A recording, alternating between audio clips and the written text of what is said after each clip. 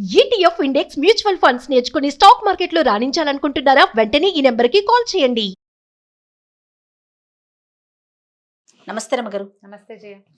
రమగారు, భార్యాభర్తల మధ్య రహస్యాలు ఉండొచ్చా ఉండకూడదా? ఉండాలి, ఉండకూడదు. నేను అడిగిన దానిక ఏవి చెప్పాలి, ఏవి చెప్పకూడదు, ఎప్పుడు చెప్పుకోవాలి?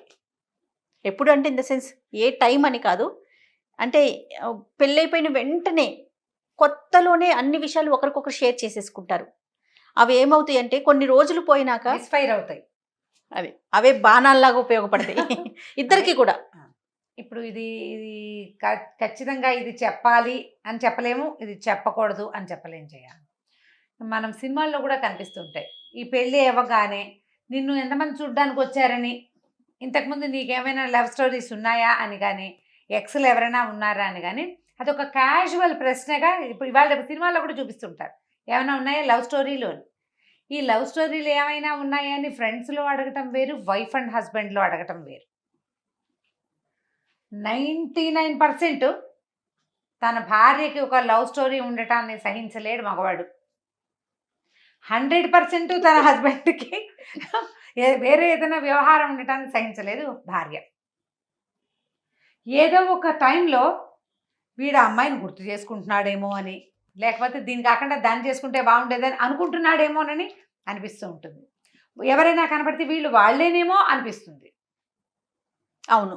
ఇప్పుడు ఈ అమ్మాయి ఏదైనా లవ్ స్టోరీ ఉంది, ఏదైనా ఉంది, అది మానేసుకుని పెళ్లి చేసుకున్నాను అలాంటివి చెప్పినా తాత్కాలికంగా ఊరుకున్నప్పటికీ ఆ అమ్మాయి ఎవరితోటైనా మాట్లాడితే కంటిన్యూ అవుతుందేమోనన్న అనుమానం కనిపిస్తూ ఉంటుంది. దీంట్లో నుంచి బయటపడడం ఎవరి వల్ల కాదు, జీవితాంతం. బ్రహ్మదేవుడు, విష్ణుమూర్తి, పరమేశ్వరుడు కూడా దీనికి అతీతులు కాదు. మహాకాళి, మహాలక్ష్మి, మహాసరస్వతి కూడా ఇందులో భాగమే. వాళ్ళు కూడా వాళ్ళ వల్ల అవ్వదు, మనుషుల వల్ల కాదు. ఇది దేవతలుగా ఉంటే వాళ్ళకు ఓకే, వాళ్ళు మనుషులైతే వాళ్ళు కూడా మనలాగానే ఉంటారు అంతే. అందుకని ఇలా మరీ జీవిత రహస్యాలు పెళ్ళి కాకముందు ఏదైనా మాట్లాడుకుని, ఒకళ్ళ సంగతిలో ఒకళ్ళు తెలుసుకుని, ఆ అమ్మాయి జీవితంలో జరిగిన ఒక హాస్యానో, ఒక దుస్సంఘటనో, లేకపోతే ఒక ఇబ్బందికరమైనదో తెలిసేసుకుని తర్వాత కూడా ఆ అమ్మాయిని పెళ్లి చేసుకోవాలని ప్రపోజ్ చేసి ఉన్న సందర్భాలు పర్వాలేదు. అలా కాకుండా మనం అలాంటివి ఏ విషయాలు తెలియకుండా వివాహానంతరం కనుక ఇలాంటి విషయాలు ఏవైనా మీ నోటితోటి మీరు కన్ఫెస్ చేసినా చెప్పినా ఇబ్బందులు రావచ్చు. ఒకటి ఇది మన సంగతులైతే, మన సొంత సంగతులైతే. తర్వాతది ఆర్థికమైన పరిస్థితులు. పెళ్ళెప్పుడు ఈ ఇద్దరు కుటుంబాల వాళ్ళు మాట్లాడుకుంటున్నప్పుడు, లేదా పెళ్లి చేసుకోదలుచుకున్న ఇద్దరు మాట్లాడుకునేటప్పుడు కొంత ఫెయిర్గా ఉండాలి. ఇవి ఉన్నాయి, ఇవి లేవు, లేనివి ఉన్నట్టు చెప్పకూడదు, ఉన్నది లేనట్టు చెప్పకూడదు. తర్వాత నా దగ్గర మాకు అవి ఉన్నాయి, ఇవి ఉన్నాయి అని చెప్తే కూడా ఎక్స్ప్లాయిట్ అయ్యేందుకు కూడా అవకాశం ఉంటుంది. అవును, ఉన్నది ఉన్నట్లుగా మాట్లాడుకోవాలి అవసరమైనంత మేరకి. అవసరం లేకపోతే నీ అంతటి నువ్వు చెప్పవలసిన పని లేనే లేదు. పెళ్ళి అనేది జయ ఎప్పుడు కూడా ఈ బ్యాడ్ వర్డ్ కానీ గ్యాంబ్లింగే నిజంగా. ఎప్పుడు ఆ ఏ రెండు ఫ్యామిలీల వాళ్ళు సజావుగా చక్కగా కలిసి ఉంటారో, ఏ రెండు ఫ్యామిలీల్లో తగాదా వస్తుందో అసలు తెలియదు. కొన్ని పెళ్ళిళ్ళలో పెళ్ళైన నెల తిరగకుండానే పోట్లాడుకు చచ్చేవాళ్ళు ఉంటారు. దేని మీద? డబ్బుల మీద, ఆస్తుల మీద. ఆ తర్వాత ఏమో ఈ అబ్బాయి అమ్మాయిల తాలూకు ప్రీవియస్ జీవితపు స్నేహాల వల్ల కానీ, వాళ్ళ పరిచయాల వల్ల కానీ, వాళ్ళ పరిస్థితుల వల్ల కానీ కొంతమంది 10 ఏళ్ళైనా కూడా ఏమీ తగాదాలు రాకుండా చక్కగా ప్రశాంతంగా ఉండేవాళ్ళు జీవితాంతము. ఒకవేళ వాళ్ళకి ఏమైనా ప్రాబ్లమ్స్ ఉన్నా కూడా వాటిని అర్థం చేసుకుని వాటితో సర్దుకుని ఉండేవాళ్ళు ఉంటారు. ఇప్పుడు కొత్తగా పెళ్ళవుతున్న ఈ జంట ఈ 3 కేటగిరీలో ఏ కేటగిరీలోకి చేరతారో మనకు తెలియదు, చెప్పలేకపోతాం.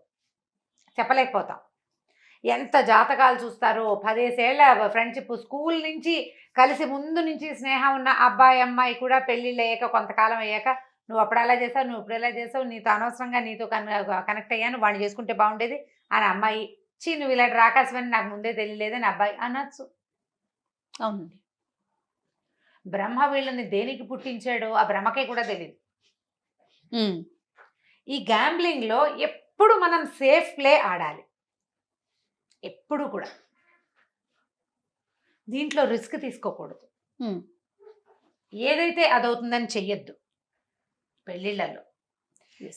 ఎప్పుడు నువ్వు సేఫ్ ప్లేస్లో నిలబడి నీ వైవాహిక జీవితానికి కానీ వివాహ బంధానికి కానీ ఇబ్బంది రాకుండా ఉండే పొజిషన్లో ఉండే ఆడు ఏమన్నా.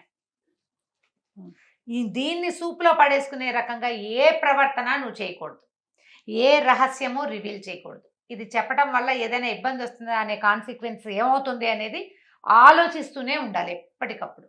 ఎస్, కరెక్ట్ అండి. ఇంత ప్లాంట్గా చేసుకుంటే పెళ్ళి ఎలా అవుతుంది, మన నిజాయితీగా ఉండద్దా, అలాంటి ప్రశ్నలు చాలా వస్తాయి.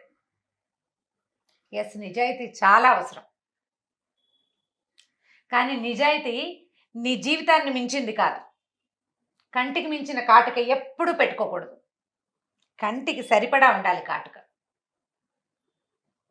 పైకి కిందకి అలుక్కుపోకూడదు. కాటుక ఉందని పులుక్కోకూడదు. ఒళ్ళు దగ్గర పెట్టుకోవాలి. ఎంతవరకు పెట్టుకోవాలో అంతవరకే పెట్టుకోండి. అంతే పెట్టుకోవాలి. ఇప్పుడు ఏ ప్రాబ్లమ్స్ అంతా సాదాసీదాగా నడిచిపోయే చోటు ఈ రహస్యాలు చెప్పచ్చా చెప్పకూడదా మాటే లేదు. అంతే. సమస్య ఉన్నప్పుడు కొన్ని వాళ్ళ కుటుంబ విషయాల్ని కూడా పెళ్ళైపోయిన వెంటనే చెప్పుకుంటారు. చెప్పేసుకుంటారు అమ్మగారు. ఏదో ఒక సందర్భంలో ఓసారి ఎప్పుడో మా అమ్మ నాన్న నన్ను వదిలిపెట్టేశారనో, వాళ్ళ ఇంట్లో వదిలిపెట్టారనో, అప్పుడు నేను అక్కడ చాలా సఫర్ అయ్యానో అమ్మాయో అబ్బాయో రెండో వాళ్ళకి చెప్తారు. అవునండి. వాళ్ళ అమ్మగారు ఏం సరిగ్గా పెంచలేదండి, ఫలానా అప్పుడు ఫలానా అది చేశారట అని ఆడవాళ్ళు కూడా చెప్తుంటారు. వాళ్ళు నిన్ను నమ్మి షేర్ చేసినప్పుడు నువ్వు దాన్ని ఆయుధంగా వాడకూడదు అనే ఇంగితం మీలో మీకు ఉండాలి. మీరిద్దరూ వేరు మనుషులు, వేరు భావజాలాలు, వేరు సమాజాల నుంచి కలిసి ఒక చోట బతకడానికి ఒక చోట ఏర్పరచబడ్డారు. మీరు ఒకళ్ళ భావాలు ఒకళ్ళు షేర్ చేసుకున్నప్పుడు దాన్ని ఆయుధంగా వాడకూడదు, నలుగురికి చెప్పకూడదు. మీరు చేశారా ఈ పనులు, ఈ రెండు మీ బంధానికి మీరు విలువిచ్చినట్టే కాదు, ఇంకా వైవాహిక బంధము, వివాహము, రహస్యాలు గందరగోళమే లేదు. విలువ లేదు మీకు పెళ్ళంటే. పెళ్ళంటే ఇద్దరు కలిసి ఉండటం, ఈ ఇద్దరు ఒకళ్ళనొకళ్ళు భరించటం, ఒకళ్ళనొకళ్ళు మన్నించటం, ఒకళ్ళనొకళ్ళు తెలుసుకోవటం. నువ్వు తెలుసుకో, ఏదైనా తప్పులుంటే మన్నించు, కాస్త ఇబ్బందికరమైన ఉంటే భరించు. ఒకళ్ళనొకళ్ళు భరిస్తూ ఏళ్ల తరబడి కాపురాలు చేసుకునే భార్యాభర్త ఉంటారు. వాళ్ళు కొట్టుకుంటూ ఉంటారు కానీ విడిపోరు, కలిసే ఉంటారు. ఈ కుటుంబ వ్యవహారాలు, మా అక్క ఎట్లా, మా అన్న ఇట్లా, మా అమ్మ అట్లా, మా నాన్న అట్లా, మా బాబాయ్ ఎట్లా, ఇలాంటి వ్యవహారాలు మాట్లాడేసుకుంటారు. నీకు కడుపులో ఏ కష్టం ఉంటే అదంతా మొగుడికి చెప్పేసేయాలనుకుంటుంది ఒక్కొక్క అమ్మాయి. మా బాబాయ్ చిన్నప్పుడు అలా చేశాడు, మా మామయ్య వాళ్ళు ఇలా చేశారు, మా అమ్మ అలా చేసింది, లేకపోతే నాకు చిన్నప్పుడు ఒక్కొక్క జడ అంటే ఇష్టం, ఇప్పుడు 2 జడలే వేసేది, అన్నయ్యని ఎక్కువ చూసుకున్నారు, అన్నయ్యని ముద్దుగా అక్కకి ఎక్కువ మంచి కట్నం ఇచ్చి పెళ్లి చేశారు. ఇలాంటివి కడుపులో కష్టాలు దుఃఖాలు ఉంటాయి కదా, అవన్నీ కంపానియన్తో షేర్ చేసుకోవాలని షేర్ చేస్తారు. నీ కడుపులో కష్టం అయితే తీరిపోతుంది, తర్వాత నీ కష్టం మొదలవుతుంది. అదే ఆయుధంగా మారుతుంది. నువ్వు ఏం చేయాలన్నా మీ అన్నయ్య నేను సరిగా చూడలేదుగా, ఎందుకు మీ అమ్మాయింటికి అంటాడు. నీకు వెళ్ళాలనిపిస్తుంది. నీకు అమ్మ కావాలి, నీకు కష్టం తీర్చుకున్నావు నువ్వు, అంతే. నువ్వు నీ కడుపులో ఉన్న కష్టం చెప్పుకున్నావు భర్తకి. ఇప్పుడు ఇలా బిహేవ్ చేయకూడదు.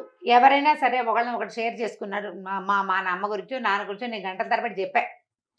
అవతల వెళ్ళంటే మా నాన్నకి జ్వరం వచ్చిందని ఫోన్ వచ్చింది, నేను వెళ్దాం అనుకుంటా, మీ నాన్న సరిగ్గా చూడలేదుగా అని అనకూడదు. ఇది అర్థం చేసుకోవడం అంటే ఇది.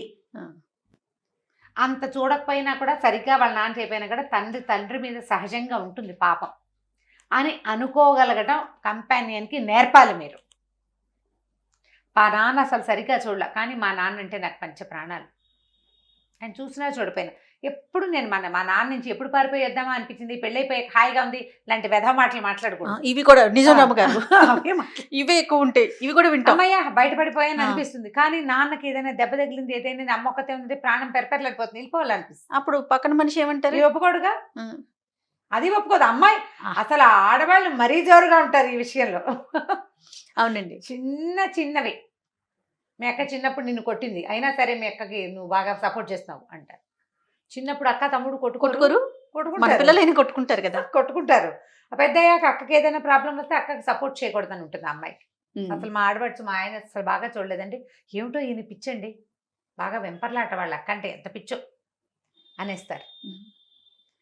వాళ్ళు నేను షేర్ చేసుకున్నారని అర్థం చేసుకోవాలి. అలాంటి పరిస్థితి ఉన్నప్పుడే రహస్యాలు చెప్పండి.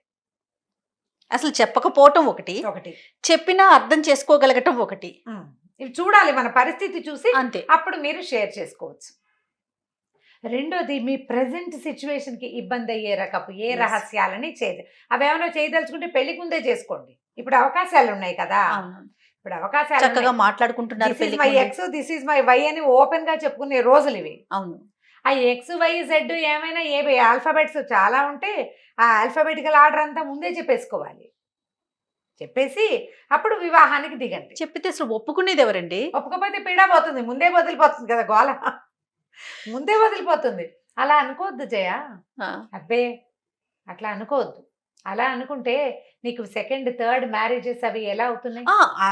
సెకండ్ థర్డ్ మ్యారేజ్ ఫెయిల్ అయితే ఖచ్చితంగా చెప్పాల్సిందే కానీ, లేకపోతే ఎక్స్ ఉంది వై ఉంది అనేది మనం ముందుగానే చెప్తే పెళ్లి అయిపోయిన తర్వాత అనుమానాలు రావు. ఏవి రావు, రావంటారా? ముందే వస్తాయి. వీడితో పడకూడదు, ఆడపిల్లలు అర్థం చేసుకుంటారు ఎందుకు వచ్చిన గోల, వీడితో మాట్లాడకూడదు అని మానేస్తారు ముందే. అబ్బాయిలు మానేస్తారు, బాబాయ్ దీనికి చాలా ఉంది వ్యవహారం, రేపొద్దున మన నెంబర్ ఎన్నోది అవుతుందో అని మానుకుంటారు. ఈ నెంబర్ల వ్యవహారం గురించి కాదు, వీటికి ఏముంది మనం సరదాగా చెప్తాం. అవునవునవును. ఇది అసలు మ్యాటర్ కాదు. నీ జనరల్ థింగ్స్ అన్నీ కూడా నువ్వు లోపల ఎంత ఉద్రేకం ఉందో ఆ ఉద్రేకాన్ని పూర్తిగా పక్కనున్న వాడికి చెప్పేటప్పుడు దీనికి కాన్సిక్వెన్స్ ఏం వస్తుంది అని నువ్వు కొంచెం ఆలోచించుకో. భవిష్యత్తులో ఏమన్నా జరగొచ్చేమో, ఇది ఇబ్బంది అవుతుందా నాకు అని ఆలోచించుకుని చెప్పడం. తర్వాత కొంత కాలం అయిన తర్వాత కొన్ని విషయాలు అడగకూడదు కూడా. అడగకూడని విషయాలు ఏమిటి, నీకు ఇంతకుముందు ఏమైనా ఉన్నాయా అని, కానీ నీకు ఎంతమంది పెళ్లి సంబంధాలు చూశారు, ఫలానా పెళ్లి సంబంధం అమ్మాయి పేరు కూడా ఎత్తి ఏడ్చొచ్చే వాళ్ళు చాలా మంది కనిపిస్తారు పెళ్ళి అయిపోయినాక. మీ వాళ్ళందరికీ ఇష్టమేట, నువ్వు కూడా చాలా ఇష్టపడ్డావుట, ఆ సంబంధం ఎందుకో కుదరలేదుట అని.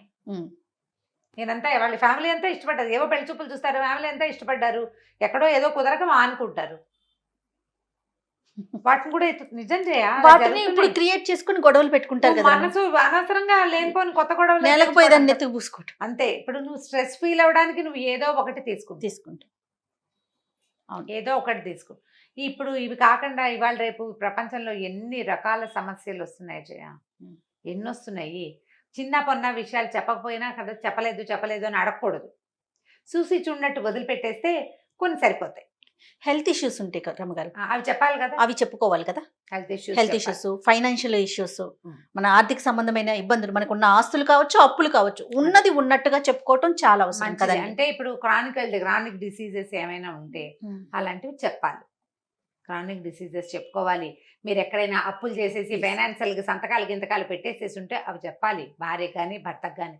ఎందుకంటే అవి మీ ఫ్యూచర్ని దెబ్బతీసేవి. మీ ఇద్దరు కలిసి ఉండాలంటే ఇలాంటివి కొన్ని ఖచ్చితంగా తెలియాలి. మనకున్న బాధ్యతల్ని చెప్పుకోవాలి. బాధ్యతలు నేను ఇది చేయదలుచుకున్నాను, ఇది చేస్తాను, చేయాలనుకుంటానని పెళ్ళప్పుడే ఒకసారి మాట్లాడుకుంటే, పెళ్ళైన తర్వాత మీరు ఏదైనా చేయదలుచుకున్నారు అనుకో, చేయదలుచుకున్నారు, ఎట్లా ఎక్కడికో వెళ్ళారు, ఒక అనాథ శరణాలయం ఏదో చూసారు, పిల్లలకి ఏదైనా చేయాలనిపించింది, ఏమంటే నేను చేయదలుచుకున్నాను అని చెప్పి అక్కడ మాట ఇచ్చేసి ఇంటికి వచ్చాక నువ్వు వీడు ఒప్పుకోకపోతే పోట్లాడి అది చేయకూడదమ్మా, అది కాదు పద్ధతి.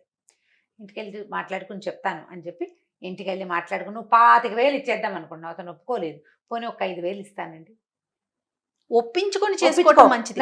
నెలకు ఒక 20,000 అంత కాకపోతే ఒక చిన్నదైనా నాకు ఈ సహాయం చేయాలనుందని ఒప్పించుకోండి. ఫ్రెండ్కి ఫైనాన్స్, ఫ్రెండ్స్కి ఏదైనా హెల్ప్, అలాంటివి ఏంటంటే ఫ్యామిలీకి ఇబ్బంది రాకుండా ముందే మాట్లాడుకోండి. ఎప్పుడు కూడా ఆయన దారిని ఆయన మాట ఇచ్చేసి నీ దారి నువ్వు మాట ఇచ్చేసి మీ ఇద్దరు కలిసి కొట్టుకుని తర్వాత నేను ఇంత చిన్నది చేస్తానన్నా ఒప్పుకోవట్లేదు, నా జీతం అంతా తిన్నారు, నా ఆస్తి అంతా తీసుకున్నారు, ఇలాంటి వ్యవహారాల్లోకి దిగద్దు. మీరు కలిసి ఉండాలనుకుంటే కనుక ఖచ్చితంగా ఏదైనా చేసేటప్పుడు దాన్ని కూబీగా చేసేయకుండా ఓపెన్గా చేయండి. వీటికి రహస్యాలు ఉండకూడదు. రహస్యం ఉండవలసింది దేనికి, మీకు భవిష్యత్తుకి ఇబ్బంది అయ్యేటువంటి మీ కుటుంబ వ్యవహారాలు కానీ ప్రీవియస్వి చాలా ముందున్న వ్యవహారాలు, మీరు దేన్నైతే వదిలిపెట్టి జీవితంలో ముందుకు నడిచి వెళ్ళిపోయారో ఆ వెనక సంగతులు అనవసరమైనవైతే చెప్పద్దు. తెలివిగా చాకచక్యంగా బిహేవ్ చేయాలి, చేయాల్సిందే, మాత్రం కుదరదు. ఇప్పుడు కంపెనీని మోసం చేయటము లాంటి ఆలోచనలు చేయబోకండమ్మా. అది మోసం చేయటం కాదు, ఇది మోసం చేయడం అని అనుకోవద్దు, అసలు అవసరమే లేదు. అంతే. ఇప్పుడు బాగా 15-20 ఏళ్ళు అయింది మీ పెళ్ళి, 20 ఏళ్ళు అయిపోయింది, అప్పుడెప్పుడో ఆ చిన్నప్పుడు ఎవరో వెంటపడేవాళ్ళండి అని ఒక క్యాజువల్గా నువ్వు ఒక సెంటెన్స్ చెప్పచ్చు. అవసరం పెళ్ళైన 20 ఏళ్ళకి మీకు కూడా ఆ వ్యవహారం అంత పెద్దదిగా తోచదు, మర్చిపోతాం మనం. అదే పెళ్ళప్పుడే అయితే ఫ్రెష్గా ఉంటుంది, బాగా డీటెయిల్స్ వాళ్ళు అడుగుతారు, మనము చెప్తాం. అలాంటివి చెయ్యొద్దు. మీరు అన్నట్లుగా ముందుగానే మాట్లాడుకునే అవకాశాలు ఉన్నాయి కదండి ఇవాళ. ఇప్పుడు ఆల్రెడీ పెళ్లిళ్ళు అయిపోయిన వాళ్ళ వ్యవహారాలకు ఏం చేస్తాము మరి, పెళ్లిళ్ళు అయిపోయిన వాళ్ళు కూడా బోల్డ్ మంది ఉంటారు కదా, వాళ్ళకి ఇది ప్లాన్. అంతే. ఏమి చెప్పాలి ఏమి ఏం చెప్పకూడదు. చెప్పకూడదు అనేది ఆలోచించుకోండి. ఆల్రెడీ ఏమైనా మీరు కొన్ని అందించేసి ఉంటే అవి మీకు ఆయుధాలు కాకుండా మాత్రం జాగ్రత్త పడండి. Yes. మీరు కూడా ఆయుధం కావద్దు, ఆ, అంతే కదా ఆ, రమ్మగారు? మీరు ఆ ఆయుధాన్ని తీసుకోవద్దు, వాళ్ళకి ఆయుధాలు అందించద్దు. అందించదు. సూపర్ అండి, నమస్తే. నమస్తే.